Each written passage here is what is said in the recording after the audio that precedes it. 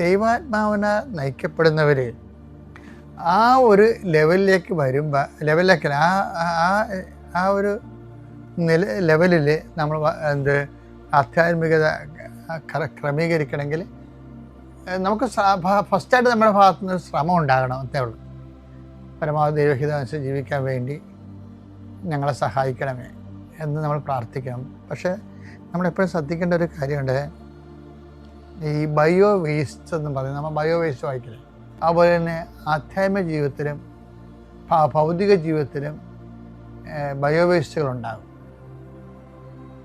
പ്രാർത്ഥന ഏറ്റവും വലിയ അതാണ് നമ്മുടെ ഏറ്റവും വലിയ ജ്ഞാനം എന്ന് പറയുന്നത്, പ്രാർത്ഥിക്കാനുള്ള ഒരു മനുഷ്യൻ്റെ ദൈവഹിതത്തോട് ചേർന്ന് നിന്നുകൊണ്ട് പ്രാർത്ഥിക്കാൻ കഴിയുന്ന ഒരു മനുഷ്യൻ്റെ ആധ്യാത്മികതയാണ് പ്രാർത്ഥന ഉൽപ്പാദിപ്പിക്കുന്നത്.